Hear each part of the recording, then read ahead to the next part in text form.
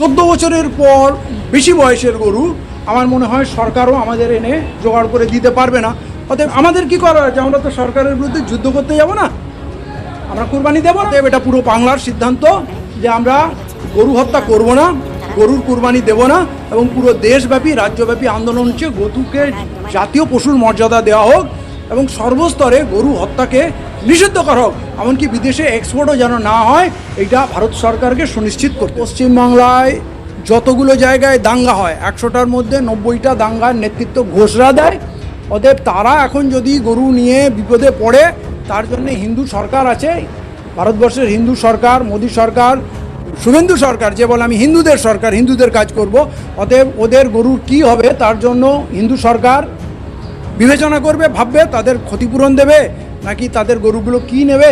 এইটা তো আমাদের হাতে নেই, এতে আমাদের কি করার আছে? ভাই, গরু নিয়ে তো আমাদের আপত্তি ছিল, আমরা সিদ্ধান্ত নিয়েছি গরু কুরবানি দেবো না, এর থেকে বেশি তো আমরা কিছু করতে পারি না। বাকি যা সমস্যা হচ্ছে সরকার ভাববে, যাদের গরু তারা সরকারকে গিয়ে বলুক যে আমাদের এই গরুগুলো কিনে নিক বা ক্ষতিপূরণ দিক, কী করবে সরকার বুঝে নিক, আমরা কোনো ঝঞ্ঝাটে থাকতে চাই না। যেমন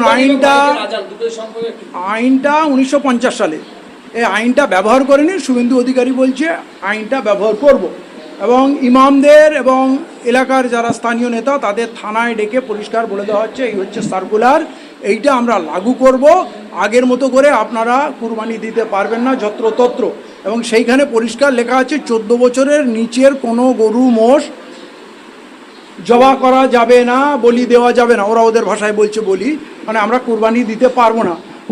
14 বছরের পর বেশি বয়সের গরু আমার মনে হয় সরকারও আমাদের এনে জোগাড় করে দিতে পারবে না।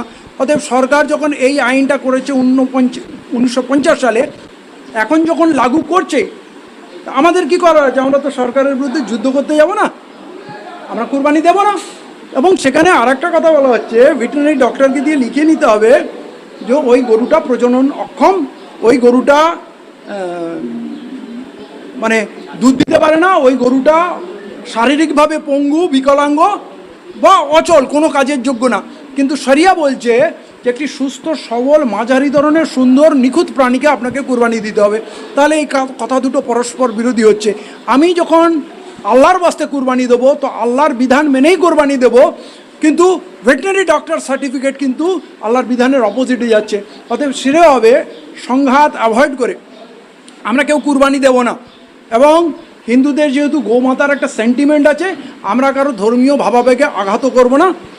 অতএব এটা পুরো বাংলার সিদ্ধান্ত যে আমরা গরু হত্যা করব না, গরুর কুরবানি দেব না, এবং পুরো দেশব্যাপী রাজ্যব্যাপী আন্দোলন হচ্ছে গরুকে জাতীয় পশুর মর্যাদা দেওয়া হোক এবং সর্বস্তরে গরু হত্যাকে নিষিদ্ধ করা হোক, এমনকি বিদেশে এক্সপোর্টও যেন না হয়, এটা ভারত সরকারকে সুনিশ্চিত করতে হবে। কিন্তু এই গরু হত্যা বা গরু নিয়ে বিক্রি করতে না পারার জন্য হিন্দুরাই তো মাঠে নামছে, তারাই তো হিন্দুরা মাঠে নামছে। আমরা তো জানতাম না যে হিন্দুরাই পুরো গরুগুলো চাষ করে, 90 ভাগের উপরে গরু তারা পালন করে, তারা ব্যবসায়িকভাবে বিক্রি করে, এবং গরু যারা পালন করে তারা বেশিরভাগটাই ঘোষ, এবং এই ঘোষরা বিজেপির বড় সমর্থক। এবং পুরো পশ্চিমবাংলায় যতগুলো জায়গায় দাঙ্গা হয় 100টার মধ্যে 90টা দাঙ্গার নেতৃত্ব ঘোষরা দেয়। অতএব তারা এখন যদি গরু নিয়ে বিপদে পড়ে, তার জন্য হিন্দু সরকার আছে, ভারতবর্ষের হিন্দু সরকার, মোদী সরকার, শুভেন্দু সরকার, যে বলে আমি হিন্দুদের সরকার, হিন্দুদের কাজ করব। অতএব ওদের গরুর কি হবে তার জন্য হিন্দু সরকার বিবেচনা করবে, ভাববে তাদের ক্ষতিপূরণ দেবে নাকি তাদের গরুগুলো কি নেবে। এইটা তো আমাদের হাতে নেই, এতে আমাদের কি করার আছে? ভাই, গরু নিয়ে তো আমাদের আপত্তি ছিল, আমরা সিদ্ধান্ত নিয়েছি গরু কুরবানি দেবো না, এর থেকে বেশি তো আমরা কিছু করতে পারি না। বাকি যা সমস্যা হচ্ছে সরকার ভাববে, যাদের গরু তারা সরকারকে গিয়ে বলুক যে আমাদের এই গরুগুলো কিনে নিক বা ক্ষতিপূরণ দিক, কী করবে সরকার বুঝে নিক, আমরা কোনো ঝঞ্ঝাটে থাকতে চাই না। বিজেপির কোনো নেতার কথায় বিজেপি চলে না, আরএসএসের সিদ্ধান্তগুলো বিজেপি লাগু করে, এবং এইখানে মোদি অমিত শাহর সিদ্ধান্তটাই মেন। শুভেন্দু অধিকারী শুধু তার আজ্ঞাবহ ভিত্ত ছাড়া কিছু নয়। অতএব এখানে শ্রমিক ভট্টাচার্য কি বলল, কোন বিজেপির মুসলিম নেতা, এখন অনেক সংখ্যালঘু সেলফেল হবে, তারা কি বললো, এগুলোর কোনো মূল্য নেই, কথায় যাবেন না। আরএসএসের এজেন্ডাটাকে আপনাকে ফলো করতে হবে। অতএব গোহত্যা ওরা বন্ধ করতে যায়, এবং ওরা জানি যারা গোহত্যা করে বিদেশে এক্সপোর্ট করে তারা হাজার হাজার কোটি টাকা বিজেপিকে চাঁদা দেয়, অতএব সেটা অনেক বড় ব্যবসা। সেই ব্যবসাটাকে প্রাণবন্ত করতেই এই কুরবানির নিয়ম কানুন দেখিয়ে বাধা করা হচ্ছে।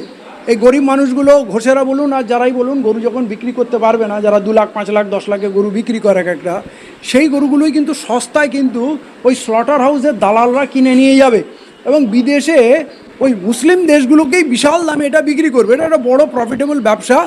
তাই এই গরিব লোকগুলোকে বঞ্চিত করে, যারা গ্রামে গঞ্জে আমার মায়েরা বোনেরা, হিন্দু মা বোনেরা যারা এই করে ব্যবসা চালায়, সংসার চালায়, ছেলেপুলের বিয়ে দেয়, ঘর বাড়ি করে, তাদের বঞ্চিত করে এই কিছু বিজেপির মোদির যে বন্ধু যারা বিদেশে বিফ এক্সপোর্টার আছে, তারাই লভ্যাংশটা নেবে। এইটাই হচ্ছে পুরো ব্লুপ্রিন্ট, পরিকল্পনা।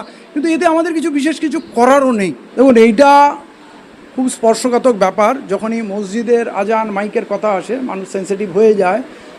মানে নামাজি হোক আর না হোক, মসজিদের প্রতি লোকের একটা ভালোবাসা অন্য মাত্রা। নিজের বউ বাচ্চা, নিজের জীবনের থেকেও বেশি মসজিদকে লোক ভালোবাসে, আল্লাহর ঘর। অন্তত জুম্মায় একটা দিন ওই মসজিদে গিয়ে মাথা টেকে তার হৃদয় অন্তর জুড়ে আছে, সেখানে মসজিদে কেউ হাত দিলে তার গায়ে লাগে। কিন্তু বুঝতে হবে যে এখনও পর্যন্ত সরকার যেটা বলেছে, মসজিদে 65 ডেসিবেল পর্যন্ত মাইক আপনারা ব্যবহার করবেন। যদি কমার্শিয়াল এরিয়া হয় সেইখানে 55 ডেসিবেল আপনারা সাউন্ড লিমিট রাখবেন, সেটা খুব কনজেস্টেড এরিয়া বলে। আর ফাঁকা রেসিডেন্সিয়াল এরিয়ায় 65 ডেসিবেল করবেন, সেইটুকু মেনটেন করলেই হয়। আর যেটা নিয়ম হয়েছে, অনেকে মসজিদের পরেও বসতির বিভিন্ন বিল্ডিংয়ের মাথায় এক্সটেন্ডেড মাইক লাগায়, ল্যাম্পপোস্টে মাইক লাগায়, গাছে মাইক লাগায়। সেই এক্সট্রা মাইকগুলো খুলে ফেলতে হবে, কিন্তু মসজিদের গায়ে লাগানো মাইকগুলো খোলার কোনো প্রয়োজন নেই। এবং যদি কেউ এসে, সে প্রশাসনিক লোকও কেউ এসে যদি চাপ দেয় মাইক খুলতে হবে, তাহলে তার কাছ থেকে সার্কুলার সরকারি নোটিশ কি আছে সেইটা তার কাছে চাইতে হবে।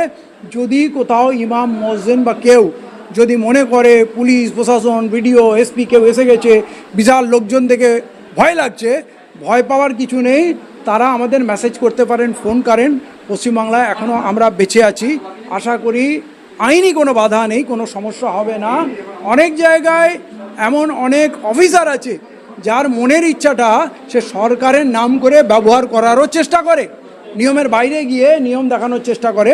তাদেরকে নিয়ন্ত্রণ করতে হবে, কারণ আইন সবাইকেই মানতে হবে। যেমন কুরবানির আইন আমরা মেনে নিয়েছি, মাইক ব্যবহারের উপরে যে আইন আছে সেটা আমরা মানব এবং সেটা পুলিশকেও মানতে হবে।